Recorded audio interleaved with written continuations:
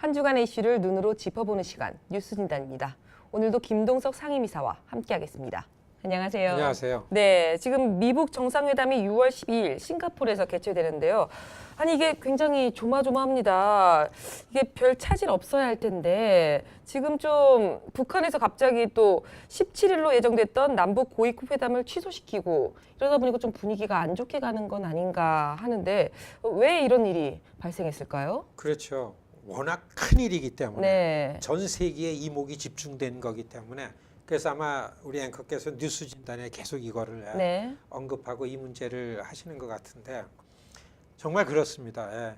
그 남북 정상회담 판문점에 섰고 이거에 중계하는 걸 뭐 전 세계가 특히 한국인들은 다들 여기에 관심에서 봤는데 정말 획기적인 변화입니다. 예.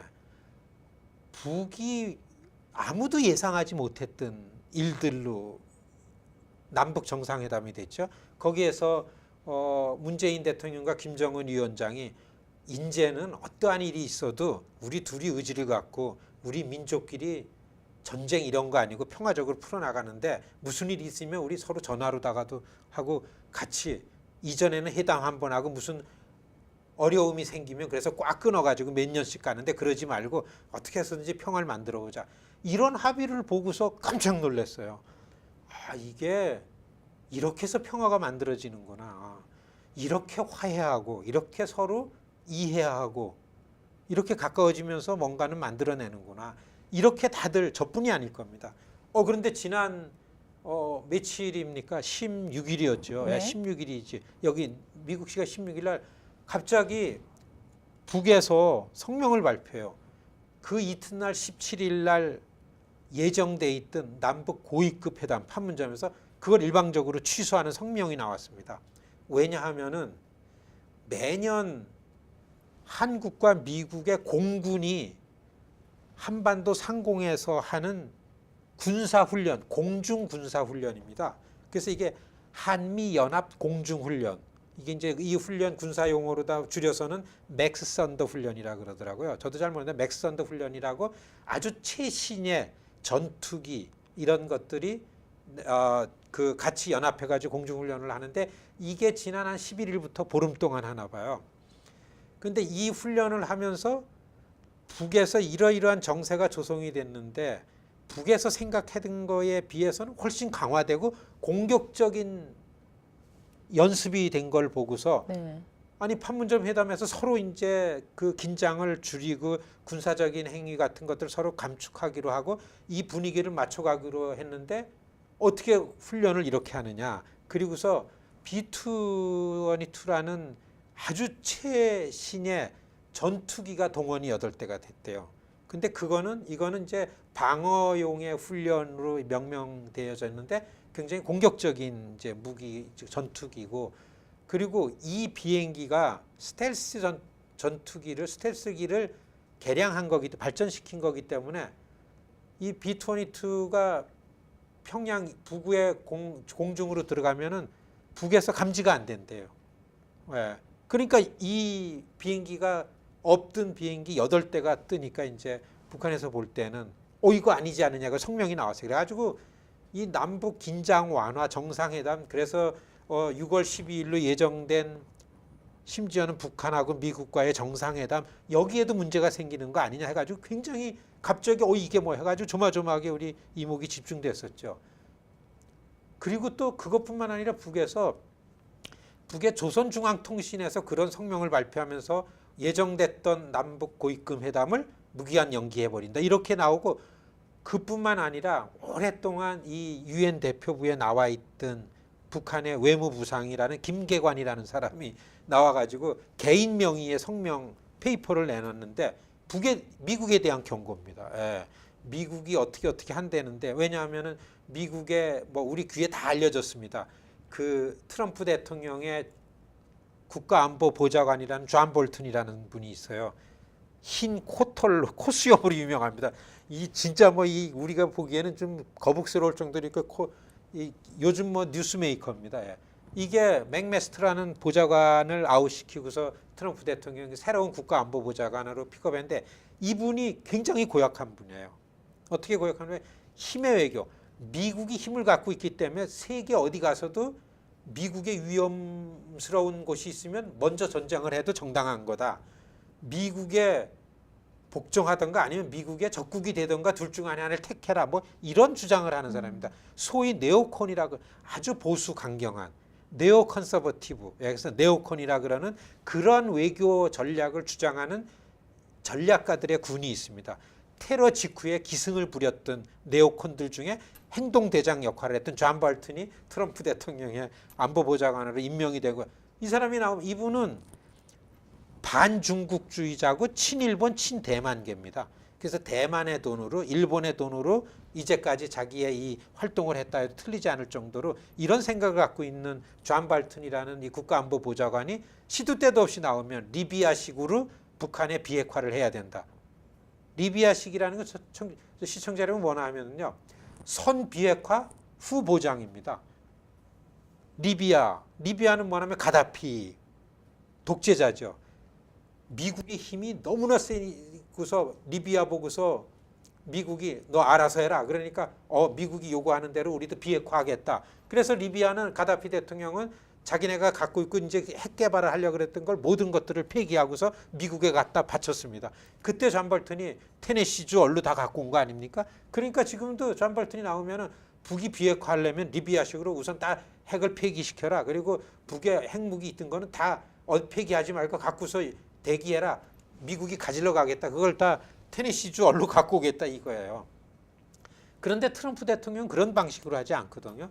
그러니까 자꾸 그런 얘기를 하니까 북에서는 이게 너무 듣기 싫으니까 김계관이라는 분이 나와가지고 존 볼튼이라는 그런 사람이 못돼 먹은 사람이 와가지고 시도 때도 없이 그런 얘기를 하는데 12일로 예정된 정상회담도 그렇게 하다가는 보장 못한다. 막 이런 그 협박, 경고성 페이퍼를 냈어요. 이게 네. 아주 지난 16일 날 나온 겁니다. 그러니까 우리도 깜짝 놀랐죠. 네. 그래 이런 분위기가 확 조성됐었기 때문에 이게 갑자기 그 이스라엘 수도를 예루살렘으로 옮기는 문제, 이란의 핵 협상을 폐기한 문제, 이게 미국의 외교 뉴스로다, 외교 안보 뉴스로다 그냥 늘 그것만 나오다 갑자기 브레이킹 뉴스로다가 이제 6월 12일 싱가포르에서 예정된 트럼프 대통령과 김정은 위원장 간의 이 회담에 차질이 있는 거 아니야, 무산되는 거 아니냐 이러면서 이제 이게 최고의 뉴스가 됐었습니다.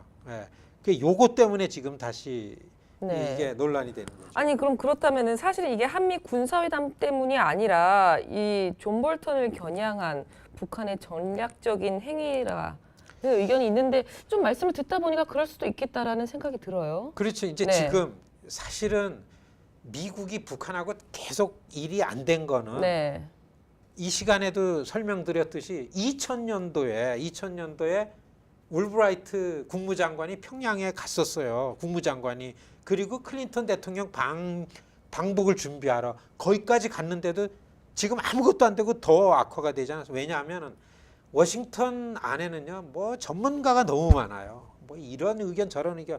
그리고 미국의 대북 정책은, 외교 정책은 다 전문가들이 이렇게 입질하고 막 의견 많이 요걸 조정하고 겨우 이렇게 나오는 거 가지고 조금 했다 이게 안 됐었습니다. 트럼프 대통령이 들어와서 되는 거냐? 트럼프 대통령의 방식은 야, 내가 최고다, 내가 전문가다, 내가 대통령이다, 내가 결정하는데 아무도 뭐라 그러지 마 이거거든요.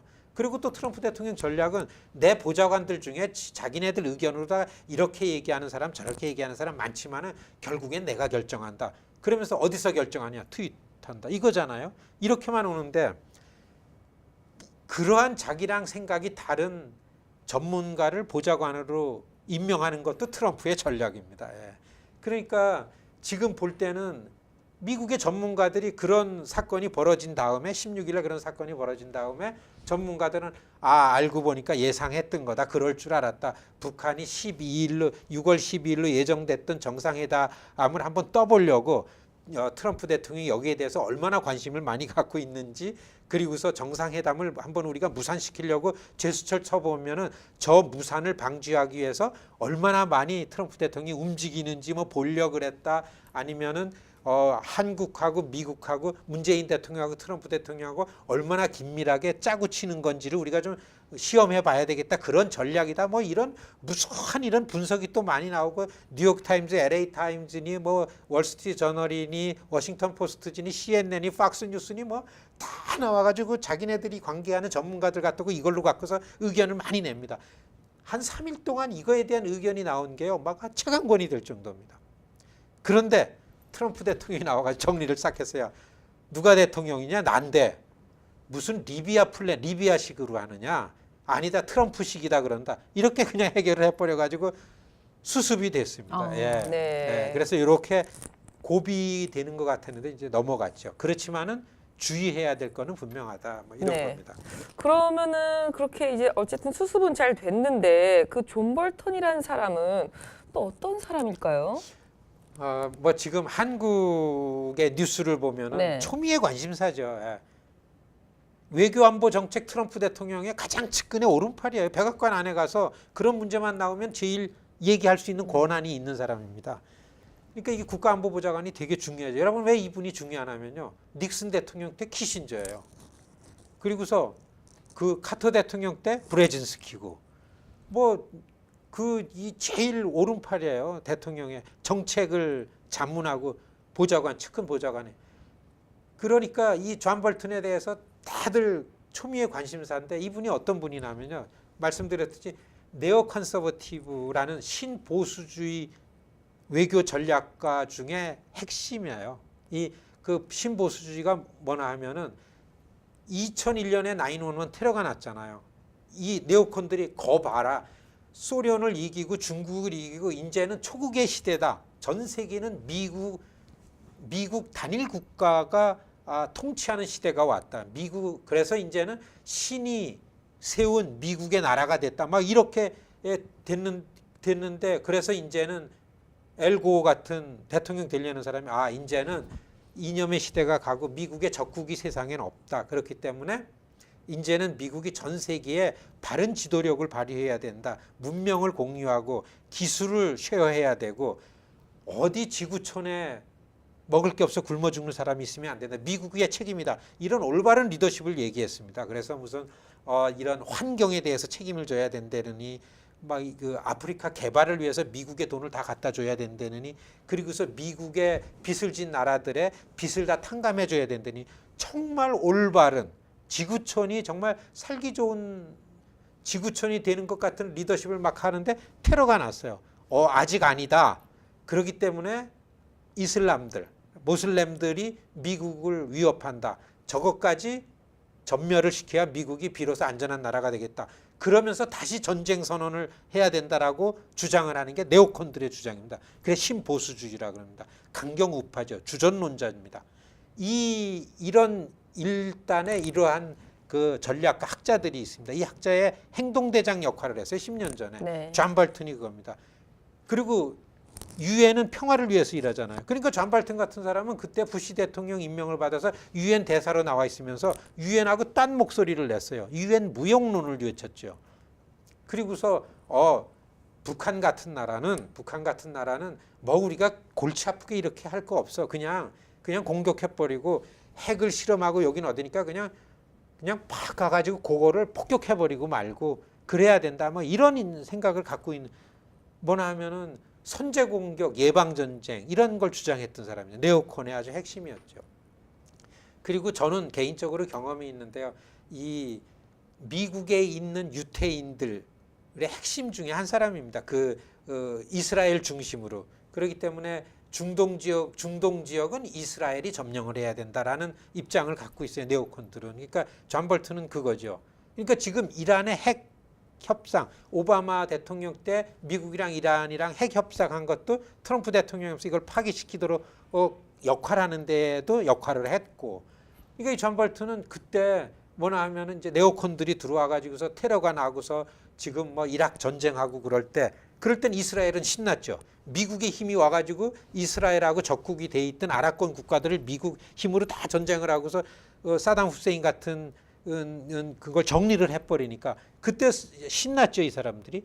그러니까 그때 이 유태인들만 모인 에이펙이라는 컨퍼런스에 가서 이 사람이 나와가지고 이제 저 같은 한국 사람들인데 저를 겨냥해서도 뭐냐면 지금 미국은 지금 중국이 미국의 적국으로 커져 오죠. 그 아시아에선 중국이고 중동에서는 이란이고 그리고서 저 미국 있지. 그러니까 중국하고 북한이 가까우니까 중국, 북한, 이란이 한 통속이다. 중국, 북한, 이란이 한 통속이다. 그렇기 때문에 한국, 미국, 이스라엘이 한 통속이 돼야 된다. 이거를 주장하던 사람입니다. 예. 어떻게 해서든지 전쟁이 있어야만 살아남는 이런 그 네오콘의 핵심, 이런 존 볼튼이니까 북한하고서 협상을 하고 야, 이렇게 된다니까 이 사람은 자기 주장하고 다르죠. 그렇지만 네오콘들의 특징은 권력에 약합니다. 어떻게 해서든지 권력 핵심에 들어가려고 그러죠. 지금 땡 잡은 겁니다. 네오콘의 한문을 간, 이 산에 들어가서 입산수도나 해야 될 네오콘들, 때가 어느 때인데 전쟁을 주장합니까? 예. 이 네오콘들이에요. 그 네오콘들이 다 지금 어디 머리카락 보일까 꼭꼭 숨어라. 그들의 전략이에요. 때만 되면 나오려고 그러는데. 그런데 트럼프 대통령이 존 볼튼을 임명을 하니까 네오콘들은 때는 이때다고 존 볼튼을 기점으로 해가지고 이제 슬슬들 나오려고 그럽니다. 그러니까 자기 목소리를 내죠. 그러니까 북에 대해서 그런 거. 그러니까 트럼프 대통령, 존 볼튼은 내 참모뿐이지 내가 결정해. 무슨 리비아식이야. 무슨 리비아 플랜이 있냐고. 트럼프 플랜이지. 그래서 이거를 단 한마디에 이게 정리를 했죠. 네. 존 볼튼은 이런 사람이고 여기에 우리가 긴장하고 주시해야 됩니다. 네. 네오콘 중에 핵심이고 10년 전 네오콘이 기승을 부릴 때 네오콘들의 행동대장 럼스펠드니 딕 체니니 이런 그 거물들 등 뒤에 숨어가지고 이스라엘의 보호, 그다음 미국의 절대 복종시키고 미국의 적국은 선제 공격해서 전쟁을 예방해야 된다. 이걸 주장했던 네오콘들의 행동대장이고 지금은 트럼프 대통령의 국가안보보장을 임명받아가지고 있는 이 코수염 존 볼튼입니다. 네, 알겠습니다. 어떤 사람인지 굉장히 잘 알 것 같은데, 이번에 그럼 북한의 부정적인 입장 발표에 대해서 또 미국의 반응은 어떨까요? 6월 10일 회담은 진행이 되겠죠? 예, 회담은 네. 뭐 흔들리지 않는다. 네, 네. 예, 누가 뭐래도 나는 갈 길을 간다. 그 백악관 그 샌더스 대변인이 바로 나와가지고서 나는 리비아식이라는 게 트럼프 김정은 회담에 뭐 그런 걸 들어본 적이 없다. 이렇게 직접 백악관 저 대변인이 얘기를 했어요. 그리고서 폭스 앤 프렌즈라는 그 프로에 나와서도요.